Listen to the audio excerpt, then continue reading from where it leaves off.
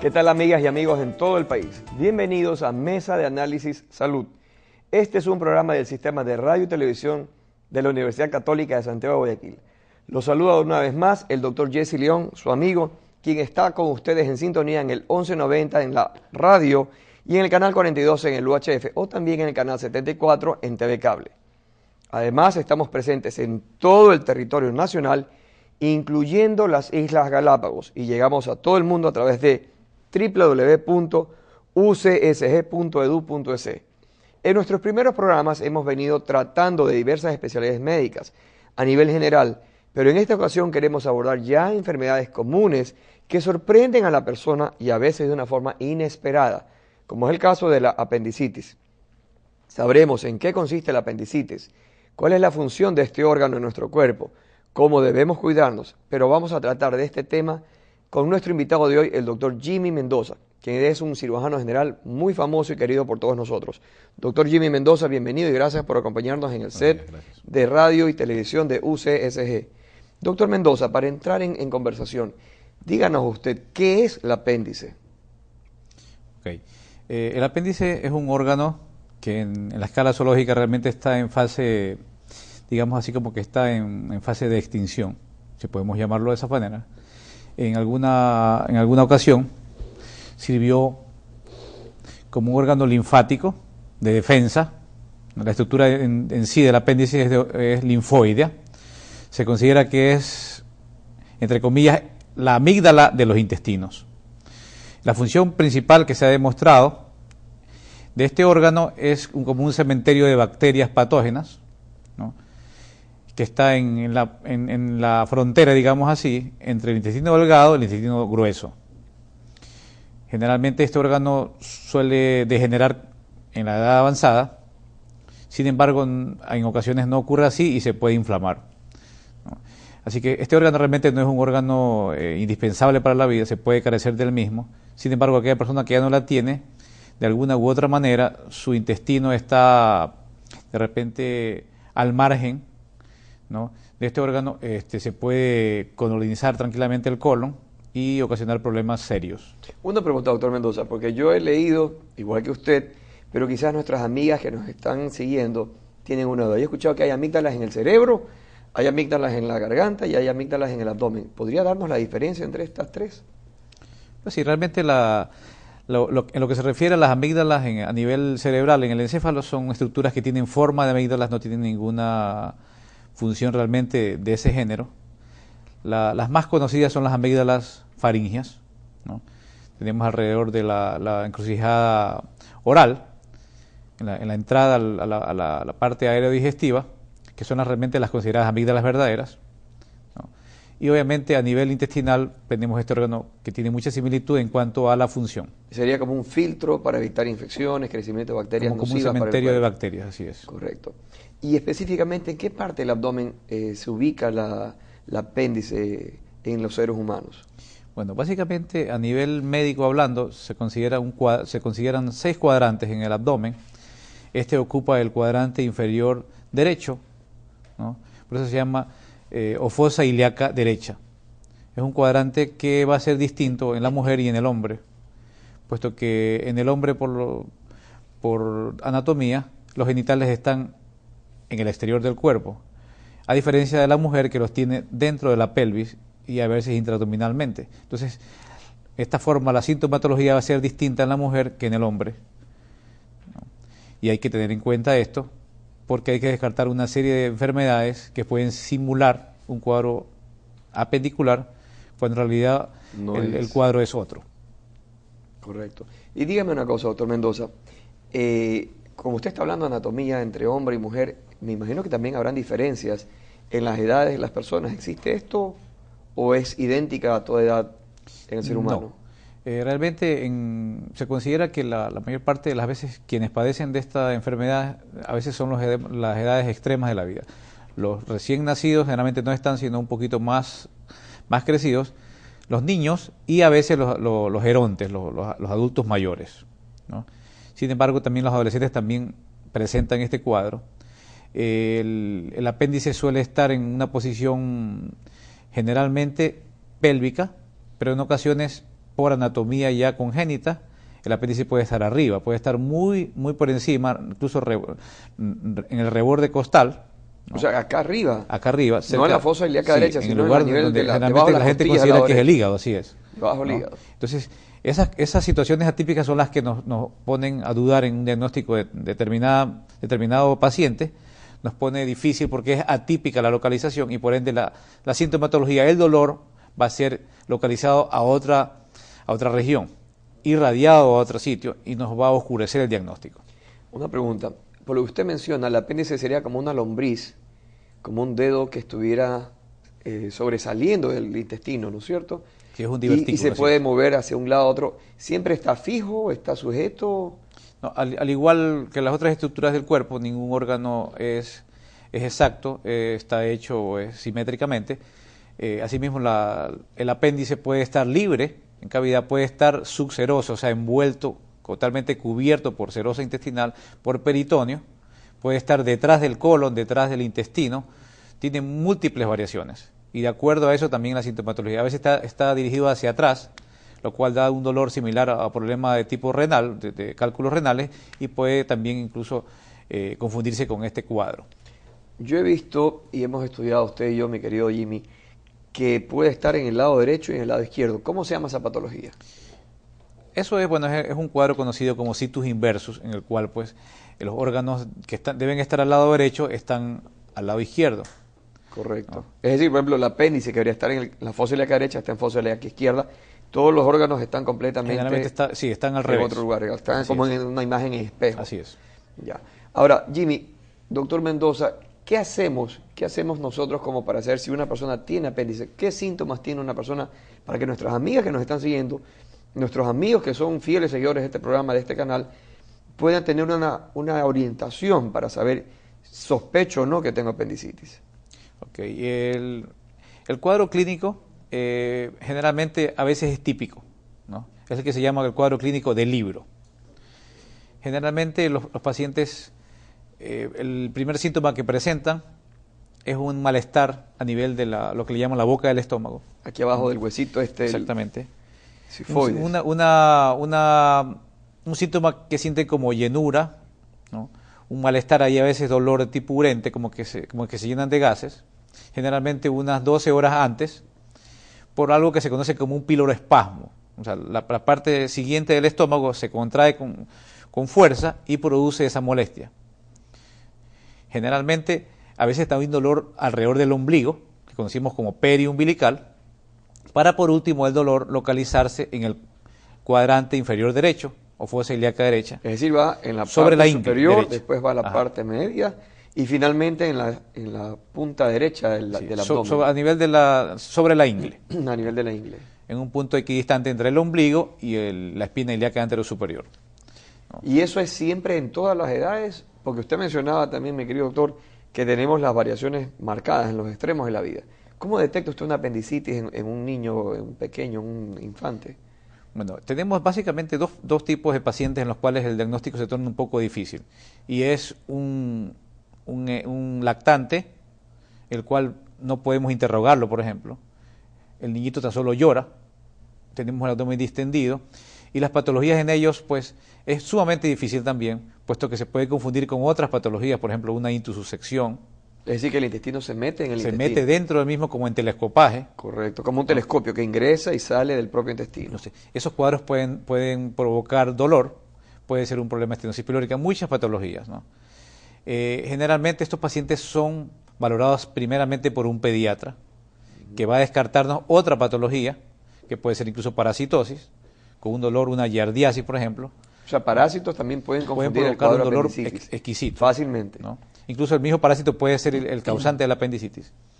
Y otro paciente ¿Cómo que el también, mismo parásito? Es decir, el parásito que ataca el apéndice. No, el parásito generalmente se puede meter dentro del lumen, de la cavidad del apéndice. Como que busca una camita. Así, el apéndice es como un tubo, el interior del tubo, las paredes del tubo se mete dentro del apéndice. Correcto. Y el otro paciente que se torna difícil también el diagnóstico es la paciente que está en estado de embarazo. Una mujer embarazada, doctor Mendoza, ¿qué tan difícil es el diagnóstico certero de apendicitis ahí? Realmente el diagnóstico se torna más difícil, ¿no? O sea, esos dos pacientes son los más complicados de diagnosticar, porque la embarazada, por ejemplo, tiene síntomas que también pueden tener, por ejemplo, la paciente que no lo está, como náuseas, puede tener vómitos y se atribuyen al embarazo. Puede tener, por ejemplo, una infección urinaria, que también se considera normal a veces en el embarazo, por el estado en el cual pues, las vísceras cambian de posición, la fisiología se altera completamente, y el apéndice también se cambia de lugar a medida que el útero gestante va pues, aumentando de tamaño, el apéndice se va haciendo más alto en sentido de las manecillas del reloj. Y aparte de eso, o sea, usted ha dicho que el paciente puede tener náuseas, dolor en diferentes áreas abdominales, eso que de repente le dicen, no me puedo mover muy bien, me duele la pierna derecha, siento un dolor punzante, ¿aquí cómo es eso?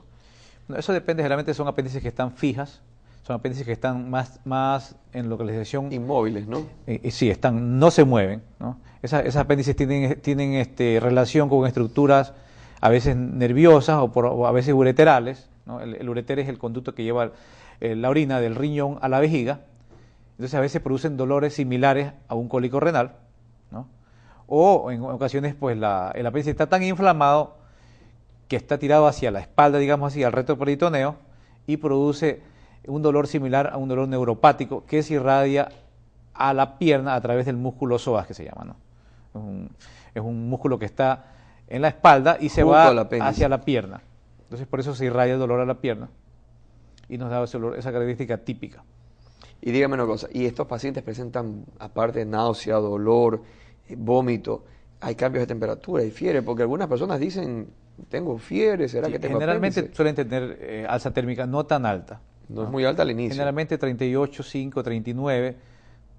Generalmente la apendicitis no da hipertermia muy severa, y cuando la hay a veces nos hace dudar el diagnóstico, ¿no? Hay una leve febrícula, llamamos nosotros, y lo que sí siempre se da es que los glóbulos blancos se elevan en los exámenes de laboratorio.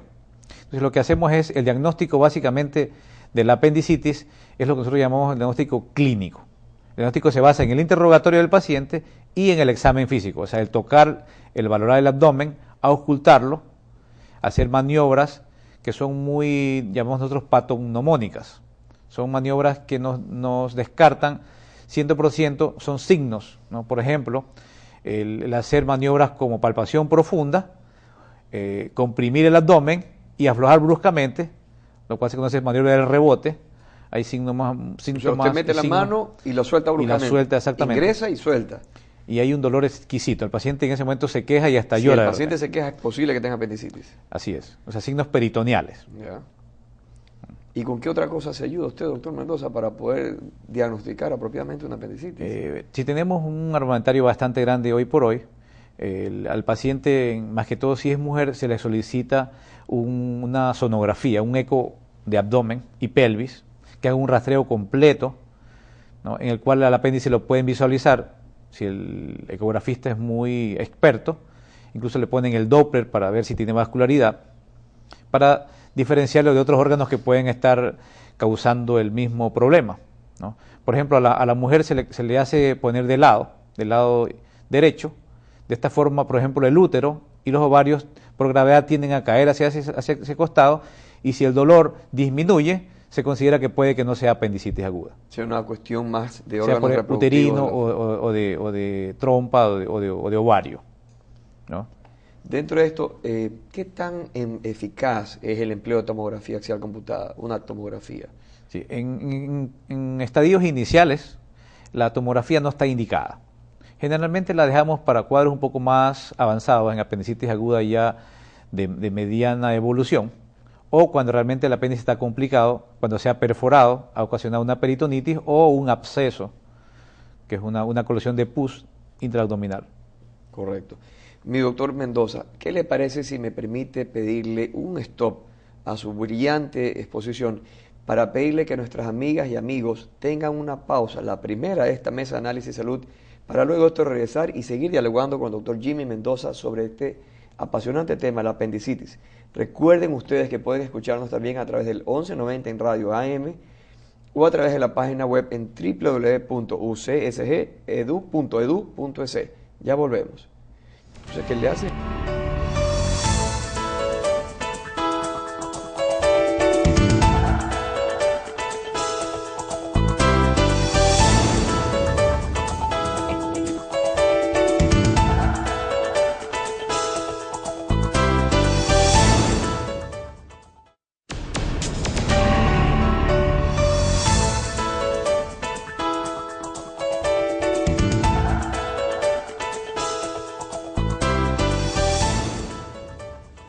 Muchas gracias, amigas y amigos, por continuar en sintonía de UCSG Radio y Televisión.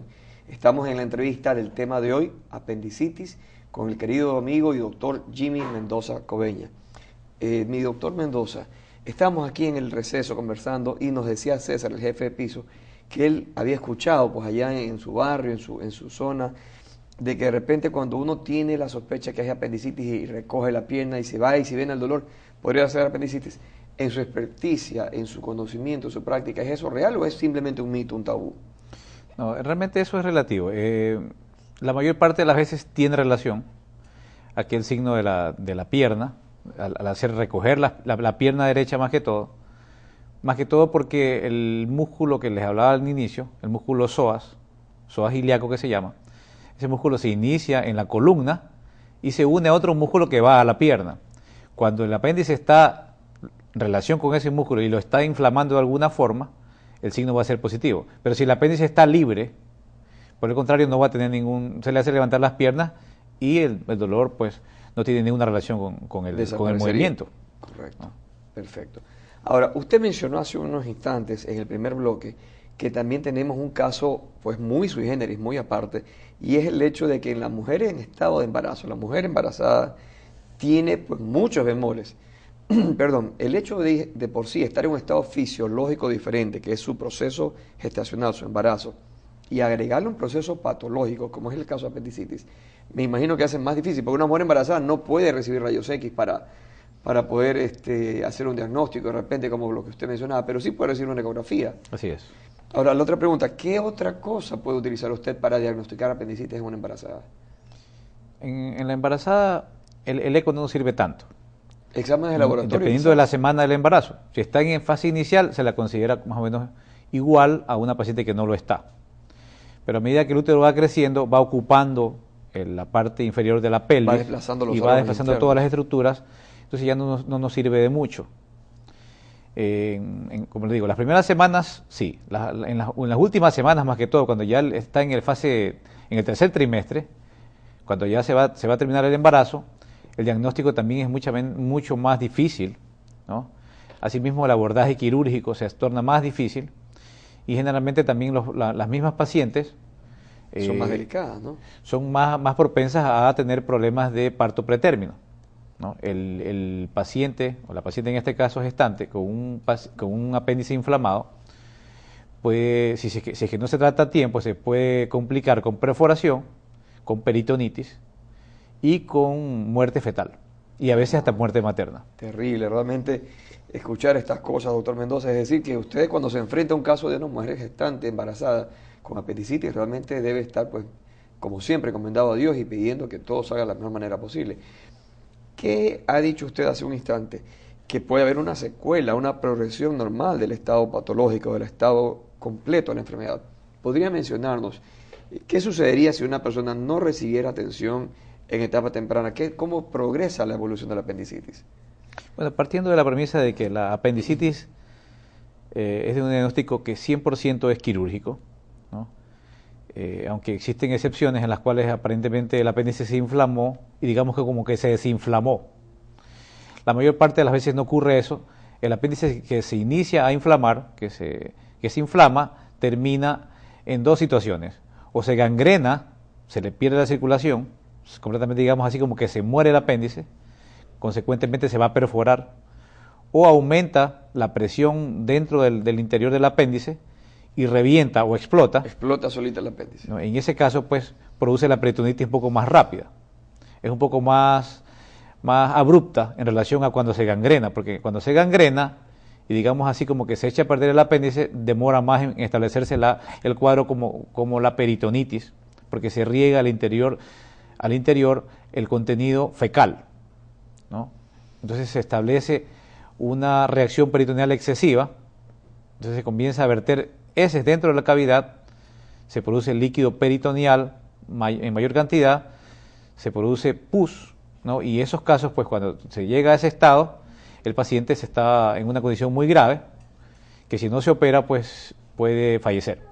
Es decir, la apendicitis sí tiene serias posibilidades de complicar a una paciente o un paciente y fallecer si es que no se lo trata a tiempo. Claro, sí, entonces, en otras circunstancias el apéndice puede si está en una localización, digamos, retroperitoneal, digamos, como hablamos al principio, tirando hacia la espalda, ese apéndice se puede perforar y se puede hacer un absceso, ¿no? Porque se cubre con estructuras adyacentes, estructuras que están cercanas, que digamos, como que lo engloban, ¿no? Y se forma lo que se llama el plastrón apendicular.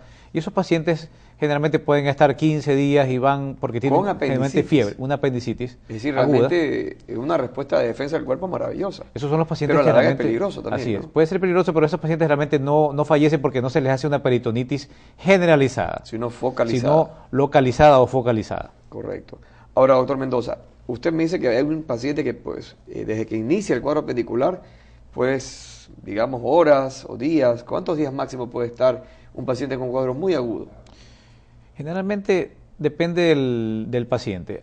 Hay apéndices que se llaman de una evolución galopante. Esas pacientes en 24 horas se ponen muy mal y tienen que ser operadas inmediatamente. Ir a quirófano. Esas más que todo son las apéndices gangrenosas, a las cuales está comprometida la circulación del apéndice, son las que producen más dolor. O sea, un órgano que no tiene circulación es el que más duele.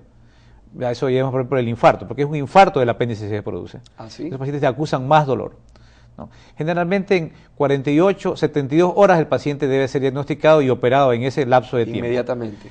Ahora, idealmente, el apéndice que se diagnosticó, un cuadro de apendicitis aguda, debe ser operado en las horas que siguen al diagnóstico. No esperar 24, 48 horas a ver qué pasa. Generalmente algunos pacientes son llevados a tratamiento antibiótico, le ponen para el dolor y esos son los cuadros que terminan mal, puesto que el cuadro se enmascara. Se disimula, o sea, no es tan claro, tan preciso después de la evaluación. El paciente no tiene dolor y por lo tanto dice, no, me siento bien, comienza a comer, pero el cuadro sigue adentro. Lo que está es simplemente quitado el dolor, ¿no? ¿Y qué tanto tiempo le puede usted, imaginemos, que permitir que un paciente que tiene un cuadro apendicular se tome algo para el dolor, se tome un X antibiótico y ceda antes de que vuelva a dar problemas? Generalmente el lapso de un antibiótico son de 6 a 8 horas. Pero idealmente, mi experiencia personal es que el paciente que se diagnostica con un cuadro de apendicitis aguda debe ser operado en las siguientes 2 o 3 horas. No más tiempo. No esperar. Correcto. Porque en ese lapso de tiempo puede ser que ocurra la perforación. Es decir, estamos haciendo una prevención, una profilaxis. Así es. Con el procedimiento quirúrgico. No esperar a que se complique, a que se produce el cuadro ya más agudo con reacción peritoneal, porque eso va a tardar en la recuperación también, porque se infecta la herida, por ejemplo, porque el apéndice, si no está perforado, se puede perforar durante el procedimiento también. En ese momento uno, por cogerlo con pinzas, está muy frágil, muy friable, entonces el paciente puede reventarse el apéndice durante el procedimiento. ¿Y eso podría complicar el proceso postoperatorio, doctor? Así es, porque puede generar en una peritonitis residual, una peritonitis que se da después, 15, 20 días después de operado el paciente. Porque quedan bacterias se han liberado dentro de la cavidad. Por efecto de las bacterias que están en la cavidad. Así es. Y una cosa, ustedes cuando operan, generalmente, ¿cómo se hace la cirugía, doctor Mendoza? ¿Cuál ha sido la evolución de la cirugía para apéndice? ¿Cómo es la cirugía para apendicitis en estos días? Desde hace unos 15, 20 años atrás hasta hoy.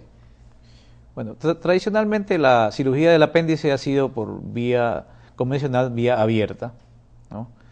Sea incidiendo debajo del ombligo, en el sentido vertical, o haciendo incisiones paralelas al ombligo, sean paralelas al músculo recto, el músculo que está delante del abdomen, o sobre la ingle, con incisiones tradicionales.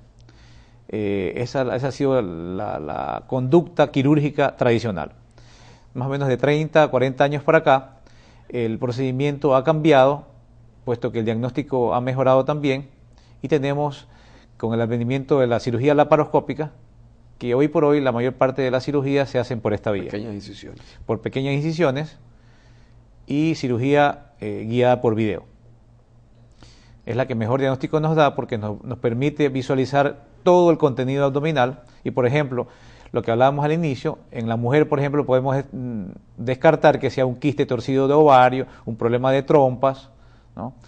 Un problema de un mioma en degeneración o cualquier otra patología, otra enfermedad que simule apendicitis y, por ejemplo, en la cirugía tradicional no nos permitía ver todo el contenido, sino como mucho tocar, palpar y decir, bueno, está más o menos el ovario, parece, no parece. Acá podemos ver todo el contenido y la cirugía es mucho más limpia, mucho más perfecta, digamos, si podemos llamarla. Es decir, para las personas que no son médicos, dejemos claro, es una herida 7, 8, 10, 15 centímetros, Así es. dependiendo cada paciente, y obviamente se separaba a la antigua y se metían los dedos, básicamente que decían, un buen cirujano debe tener sus ojos en la punta de sus dedos, por así explicarlo, para que la gente nos pueda entender. Pero hoy en día, con el advenimiento de la cirugía mínimamente invasiva, el tener cámaras o telescopios que ingresan por pequeños artificios, los trócares, doctor Mendoza. Una pregunta, ¿y usted en una paciente embarazada puede ingresar con estos telescopios, con estas minicámaras al interior del abdomen?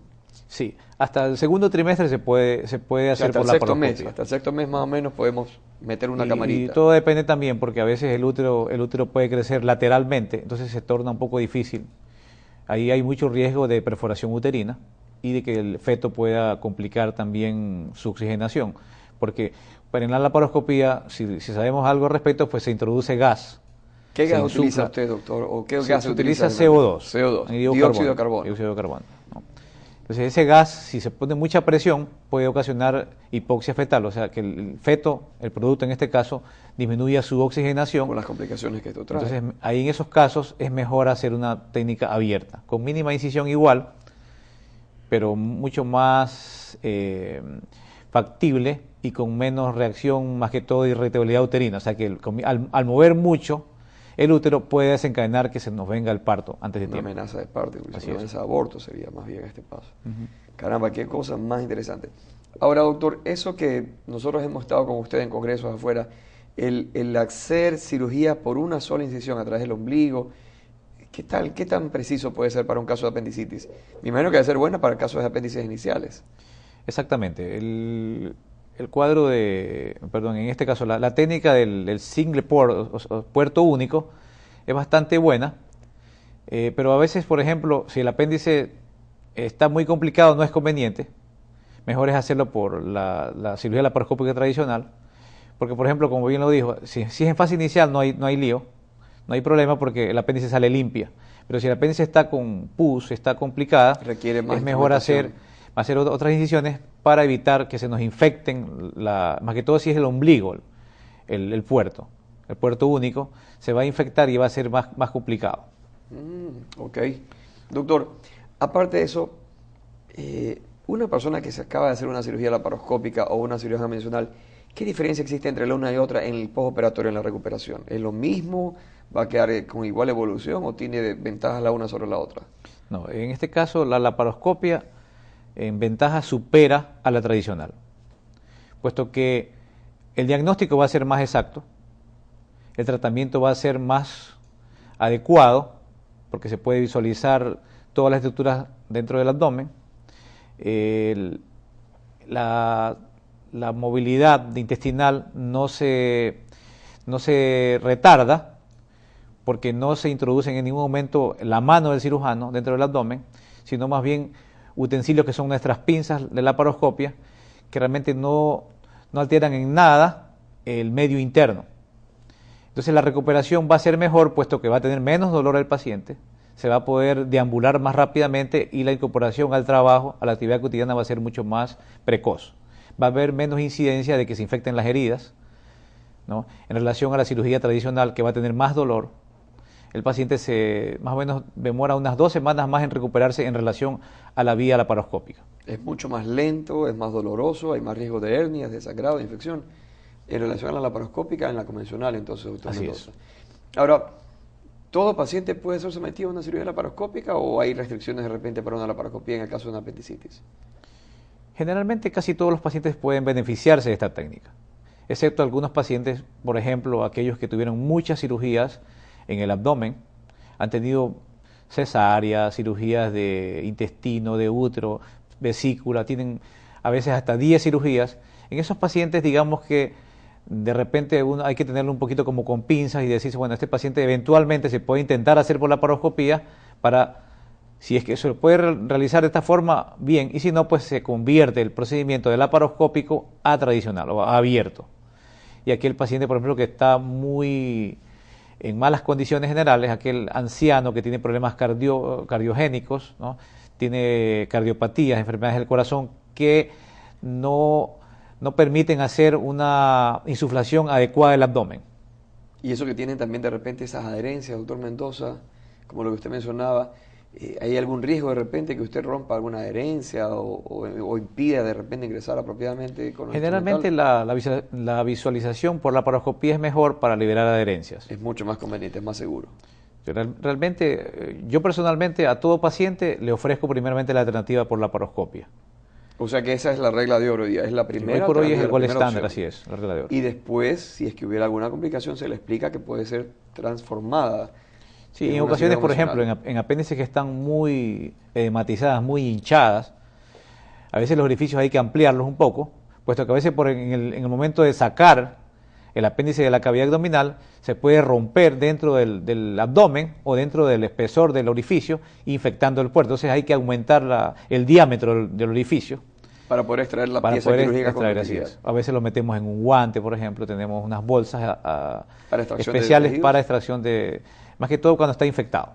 Ese es el mayor riesgo. Cuando está infectado hay que tratarlo de sacar en una forma aislada para que no se contamine el resto de la cavidad de los tejidos. Si no, los orificios de entrada pueden infectarse. Correcto. Doctor, nos están llegando más preguntas ahorita a través del Facebook, del Twitter y de las redes sociales, aparte de las preguntas que nos están haciendo llegar nuestros amigos de producción. Pero ¿qué le parece si nos regalamos un receso pequeñito para que usted tome agua, igual que nuestras amigas, nuestros amigos, sigan mandando mensajes de texto y mensajes en sus celulares a todas las amigas y amigos que puedan tener inquietudes y que puedan obviamente apreciar su entrevista, doctor? Recuerde, amiga y amigo, que usted está en sintonía del sistema de radio y televisión de la Universidad Católica de Santiago de Guayaquil. Puede escucharnos en el 1190 en la radio o vernos en el canal 42 de UHF. En todo el mundo nos podrán escuchar y ver a través de www.ucsg.edu.es. Recuerde que también puede seguirnos a través de las páginas sociales de Twitter, Facebook, pero ahorita vamos a hacer una nueva pausa para de ahí enseguida regresar después de esta siguiente colilla. Ya volvemos.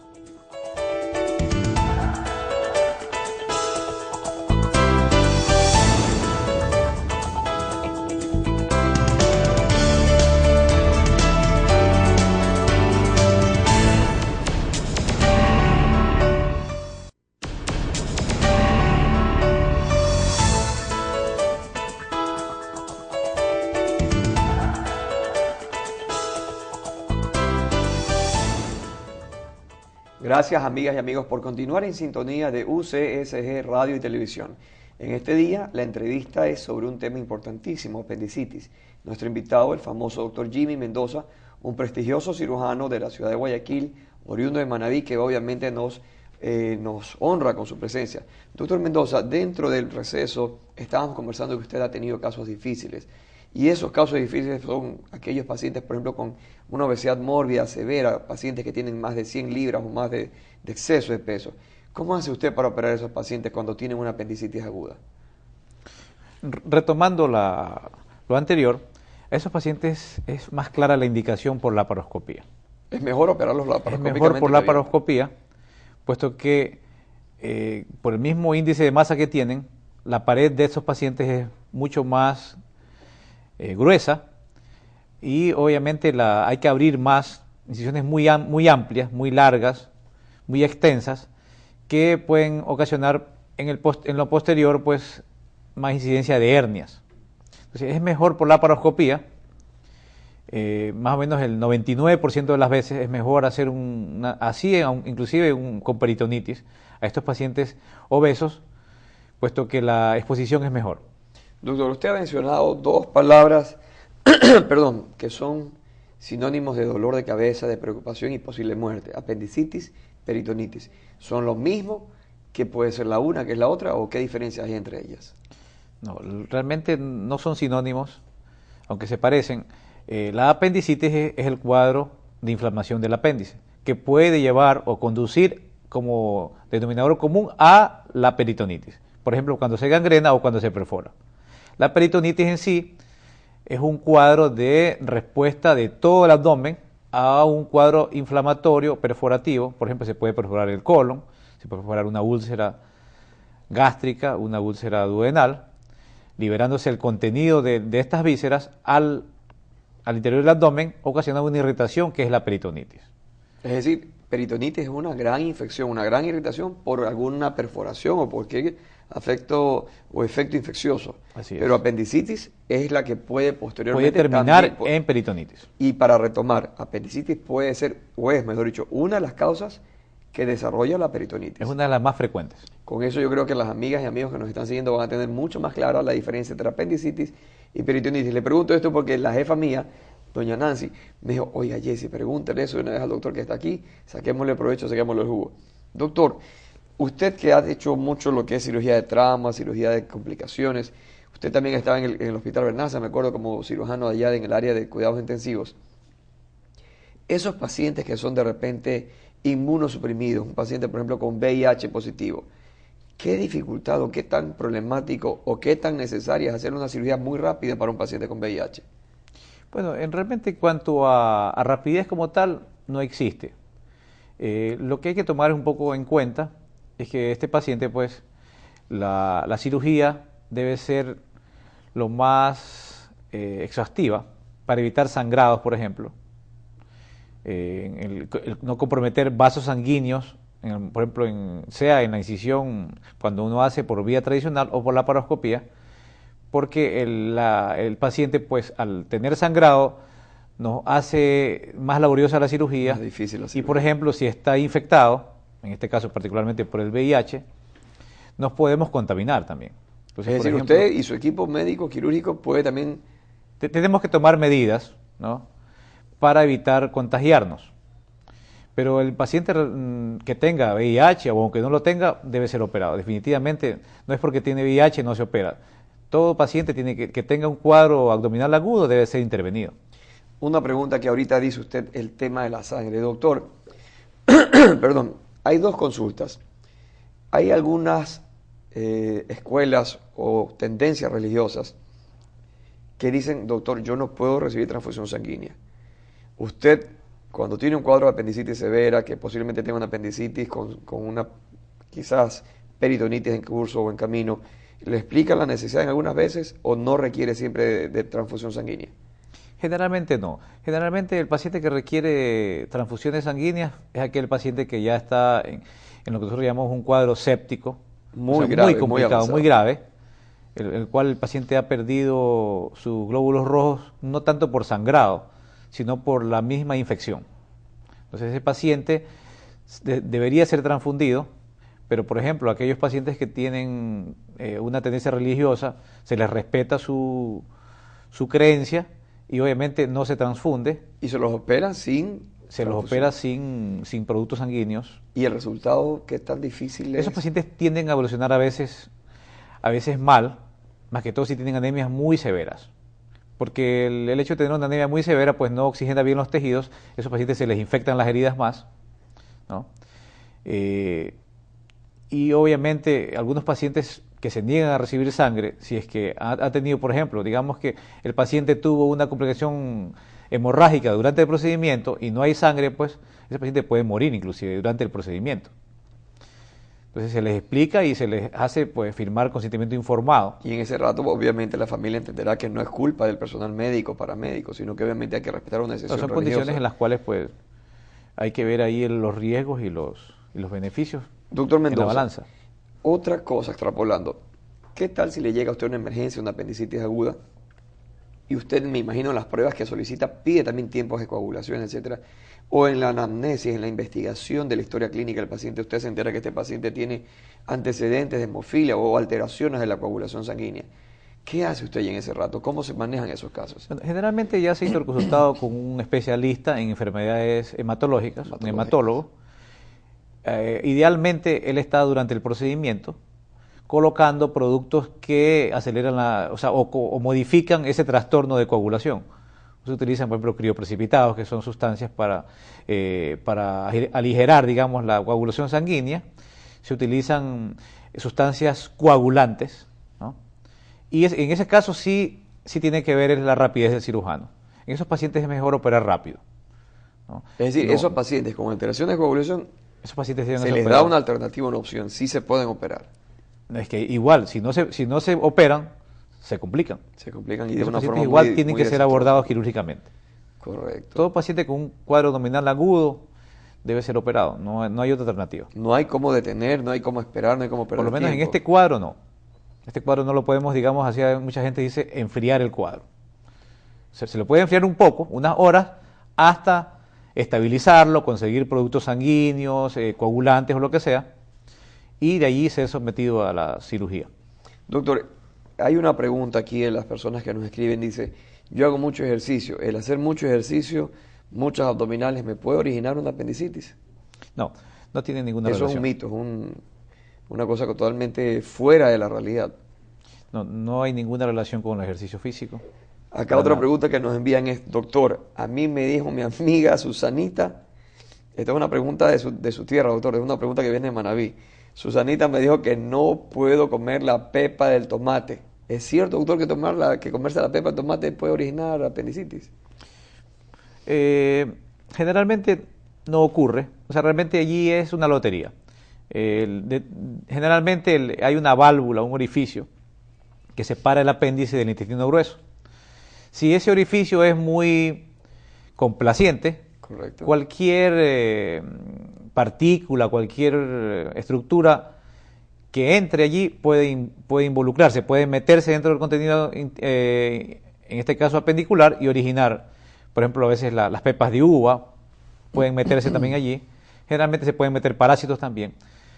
En el Pero caso que no- sea muy amplio la abertura, muy amplio, un así, diámetro muy amplio. cuando está muy amplia la comunicación entre el colon y el apéndice. Pero a mayor parte de las veces hay una válvula allí que no dejan entrar. Así que yo no creo que realmente la pepa del tomate ocasione apendicitis. O sea, No hay muy problema. pocas veces, y si ocurrió, pues es anecdótico. Es una anécdota importantísima. Tengo otra pregunta. Doctor, pregúntale al doctor Jimmy Mendoza. Yo hago deporte, soy boxeador, entreno en la Federación Deportiva y me dicen que si me golpean abajo me puede dar apendicitis. ¿Es cierto eso, doctor Mendoza? Practicar box de repente que lo golpeen ahí abajo. Generalmente no. Generalmente puede haber una ruptura de una víscera, puede ser el colon, o porciones fijas de intestino, donde están fijas por mesos, por ejemplo, la región que sigue al estómago, o la región terminal del colon, la parte del recto que puede ser rota en un trauma cerrado, en este caso un golpe de box. Esas estructuras pueden romper, o sea, el golpe puede romper esas estructuras y originar un cuadro abdominal agudo, pero generalmente el apéndice no lo rompe. No lo rompe. Doctor Mendoza, usted que ha hecho mucha cirugía trauma, tanto aquí como fuera de Ecuador, un hombre muy experto, muy entrenado, usted recuerda que ahorita vivimos una cuestión de violencia a nivel social, comunitaria.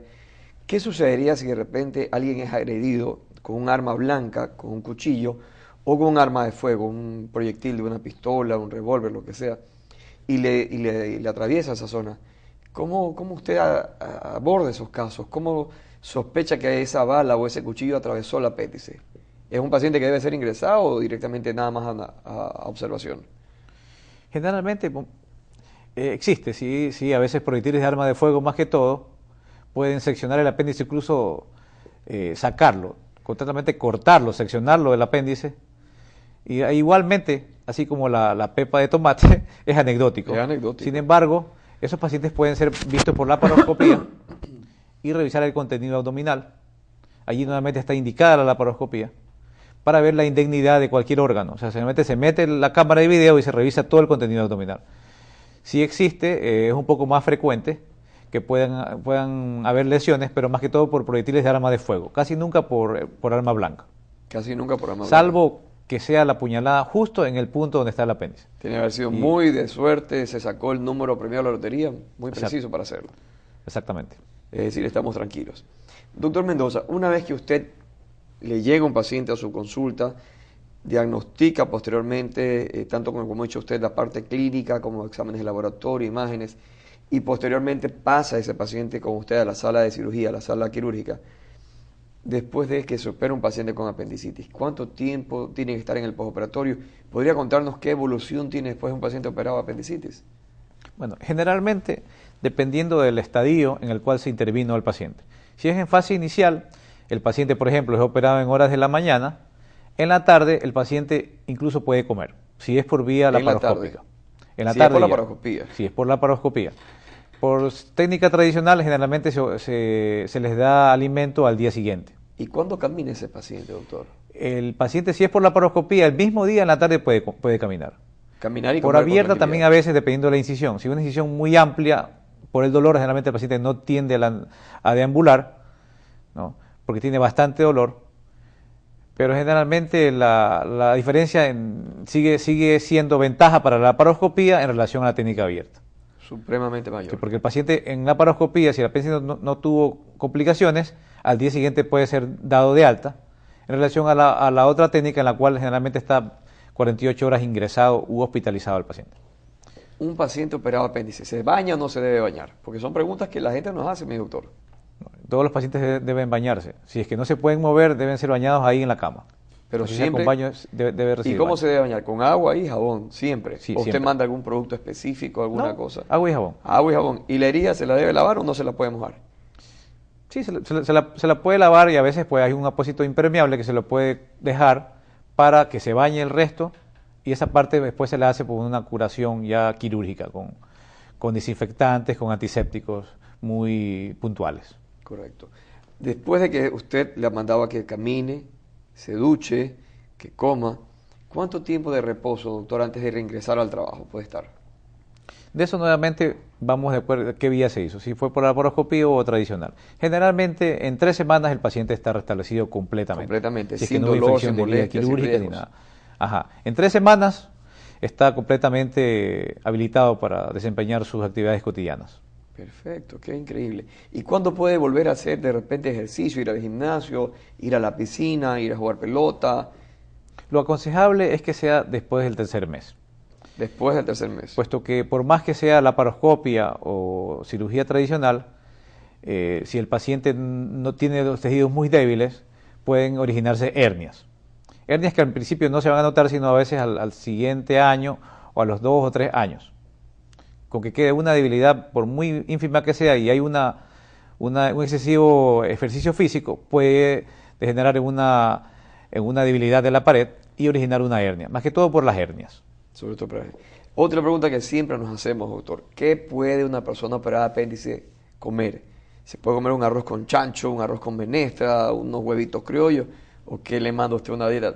Le hago esa pregunta porque realmente son necesarísimas que nuestras amigas y amigos sepan. No, el paciente que sea operado, sea de apéndice, de vesícula o de cualquier otra cirugía, más que todo si está alterando la dinámica digestiva, estos pacientes deben someterse a una dieta blanda, sin mucho condimento, una dieta muy especial, dieta gástrica, por lo menos durante 15 días. Puesto que de alguna u otra forma se violó la dinámica digestiva y este paciente pues se va a llenar de gases si comienza a comer lo habitual. Usualmente, ¿qué alimentos usted recomienda que no ingiera un paciente operado recientemente? Que no coma, por ejemplo, embutidos, lácteos muy cremosos, que no coma alimentos muy picantes. Bebidas gaseosas, ¿las puede tomar? Gaseosas en lo posible que las Que evite, suspenda, ¿no? ¿no? Se deben evitar siempre las bebidas gaseosas, no solamente... No solamente por la cirugía, sino que siempre, no son muy Siempre. recomendables. El exceso de ají, doctor. Pues realmente los primeros 15 días, 0 ají, 0 condimentos. Cero condimentos. Después, si tienes la costumbre pues, de ingerir picantes, lo puede hacer. Y frituras, mi doctor Mendoza. Las frituras, en lo posible, evitarlas por lo menos la primera semana. Evitarlas. No hay ninguna relación aquella que dicen, por ejemplo, que comer carne de chancho, que comer papa, que comer verde. Guineo, doctor, que es tan rico en nuestros medios. Eso infecta la herida, es mentira. No es verdad. A veces relacionan eso porque la cirugía estuvo muy complicada, Y tuvo estuvo una- infectada, se infectó y dice, no, es que comí chancho, por eso se infectó. No tiene ninguna relación. No hay nada de cierto. Es una realmente. Es un mito, es realmente eso. una cuestión equivocada. ¿Sabe qué, doctor Mendoza? Después de que usted, mi estimado profesor, ha hablado de tanta comida, a mí se me está abriendo el apetito, pues. Y yo creo que las personas que nos están viendo también tienen que ser abierto el apetito. ¿Qué tal si les damos unos minutitos que vayan a prepararse un sándwich muy sano, como usted ha dicho, doctor Mendoza? Y pues, después de esta última pausa, regresaremos en Mesa Análisis Salud con las conclusiones del programa de nuestro invitado de hoy, el doctor Jimmy Mendoza, sobre el tema apendicitis. Hasta pronto.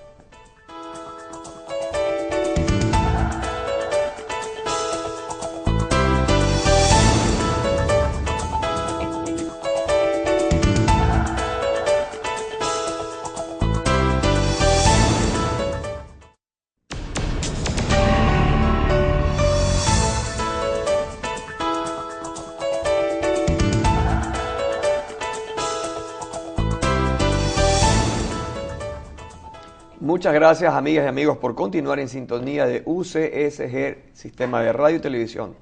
En esta ocasión, en el último segmento de la entrevista de hoy, que ha sido realmente muy buena, con el doctor Jimmy Mendoza Coveña, hablando sobre el tema apendicitis. Mi doctor, tenemos una señorita que nos escribe y dice: hola, me llamo Jocelyn Galán, soy de Santo Domingo y quiero preguntar. Y doctor, realmente es una pregunta que tiene mucho fundamento, mucha base y a la final usted nos puede ayudar. Pregúntele al doctor Jimmy Mendoza si el hecho de que soy estreñida me puede provocar apendicitis. ¿Es cierto, doctor Mendoza, eso? Realmente eso es una casualidad. El paciente que tiene estreñimiento, si no todos los pacientes que tienen estreñimientos tienen apendicitis, y no es así. Generalmente la patología, la enfermedad que puede generar el estreñimiento crónico es una diverticulitis. Los divertículos son apéndices, digamos, pero mucho más, o sea, son otra estructura similar al apéndice que se pueden generar en un paciente que tiene estreñimiento. Son unas bolsitas que se pueden perforar, tienen una similitud al apéndice en cuanto a la presentación clínica inclusive, pero más se dan en el lado izquierdo. La apendicitis aguda realmente en un paciente que tenga estreñimiento crónico estadísticamente es igual a un paciente que no lo es. Entonces le podemos decir a nuestra amiga Jocelyn que se quede tranquila, que no hay de qué preocuparse, que más bien, ¿usted recibiría algún cambio en la dieta, doctor Mendoza? Sí, probablemente ese paciente debe tomar pues medidas, por ejemplo, hacer dieta rica en fibras, comer granola, por ejemplo, no comer tanto carbohidrato. ¿El ejercicio le ayudaría quizás para controlar un poco? Sí, más que todo el ejercicio y beber bastante agua. Mucha agua, doctor. Bastante Posiblemente agua. Jocelyn no esté tomando agua en la cantidad necesaria. ¿Cuántos litros de agua, cuántas medidas de agua debe tomar una persona al día? Una persona al día debe beber, dependiendo también del clima, pero mínimo 2 litros a 2 litros y medio al día. Doctor Mendoza, hablando de bebidas, en nuestro medio se producen licores, bebidas, y están a disposición de todos nosotros. Una persona que se opera de apéndice, ¿cuándo puede volver a ingerir alcohol? ¿Cuándo puede beber de repente una cerveza, un trago de whisky, un ron? ¿Cuándo puede beber, si es que se debe beber o no? Bueno, si la condición lo amerita, el paciente puede ingerir alcohol, generalmente ya a partir del mes, es lo ideal. ¿Y había algún riesgo, algún miedo? No, de ningún tipo. Generalmente las personas que beben, doctor Mendoza, también tienen por costumbre fumar. El cigarrillo, la nicotina, ¿qué complicaciones le dan a un paciente recién operado? Bueno, realmente se contraindica que fumen, ¿no? Allí pues existen alternativas, los parches de nicotina, los chicles de nicotina, para aquel paciente que tiene el tabaquismo como hábito. Generalmente el tabaquismo no tiene ninguna alteración ahí, más que se relaciona más con hernias. El tabaquismo va directamente. El tabaquismo, así es. Pero realmente este paciente pues puede generar un problema respiratorio, porque de por sí, si fue operado y tiene dolor a nivel de las heridas, restringe de alguna manera la actividad respiratoria y, por ejemplo, si fuma, se puede generar un problema infeccioso respiratorio, una neumonía, un problema de bronquitis, una telectasia, cualquier problema de este tipo. Todas esas complicaciones las trae el tabaco, doctor Mendoza. Así es. Es impresionante. Ahora, usted sabe que en nuestro medio tenemos más, digamos, personas que están lamentablemente cayendo en las garras de las drogas, de los estupefacientes, de los psicotrópicos. ¿Esto le trae a usted y a sus pacientes alguna dificultad en la recuperación, en el postoperatorio, doctor Mendoza? Más que todo en el postoperatorio inmediato. Esos pacientes, y la mayor parte de los pacientes que se someten a intervención quirúrgica por apendicectomía, estos pacientes generalmente se les da anestesia general. Y por ejemplo, si son consumidores de drogas, son alcohólicos, tienen comportamientos muy distintos a un paciente que no lo es. Por ejemplo, tienen un despertar un poco alterado, se quieren tirar de la cama, ¿no? Se quieren retirar el tubo. A veces inclusive también puede ser que se prolongue el efecto de los narcóticos, de los anestésicos. Entonces esos pacientes hay que manejarlos distinto a un paciente que no es adicto a droga o alcohol. El dolor en el postoperatorio, ¿qué tan alto es, doctor Mendoza? ¿Un paciente que se ha operado de apendicitis sufre mucho dolor? ¿Es una cirugía muy dolorosa o no tan dolorosa como creeríamos? Nuevamente depende de la cirugía que se hizo. Si fue una cirugía tradicional con mínima incisión, una incisión pequeña, va a tener menos dolor. Y obviamente si es por laparoscopía, menos dolor. El dolor es al mínimo. Una última pregunta me dice acá mi jefa Nancy, que le han hecho arriba a las chicas del set. Doctor, ¿cuándo puedo tener intimidad? ¿Cuándo puedo tener sexo si estoy recién operado de la cirugía que usted hace de apendicitis? Generalmente los pacientes, en este caso sea varón o mujer, la actividad sexual se puede reiniciar a partir de las 3 semanas si es que no ha tenido una complicación tipo peritonitis. Y sería de menos a más, con mucha cautela. Obviamente, paulatinamente va progresando. Correcto. Realmente, doctor Mendoza, no me queda nada más que quedarle ante el público muy agradecido. Usted ha sido una persona con quien hemos podido conversar de una manera muy amplia, muy vasta, de un tema que es entre los 15 tópicos de mayor preocupación, según el Instituto Nacional de Estadísticas y Censos, en el Ecuador y creo que en el mundo, doctor Mendoza. Es una patología que, si se la trata bien y a tiempo, como usted ha dicho, puede ser salvada la persona, pero si no sucediera eso, podríamos tener complicaciones que llevan inclusive hasta la muerte. Como usted sabe, doctor Mendoza, nuestra complicación aquí no es ni lo uno ni lo otro, sino el tiempo que desafortunadamente llega a su final en este programa. Me quedo en deuda con usted, espero poderlo invitar nuevamente, doctor Mendoza, y ojalá que nos honre aquí con su presencia.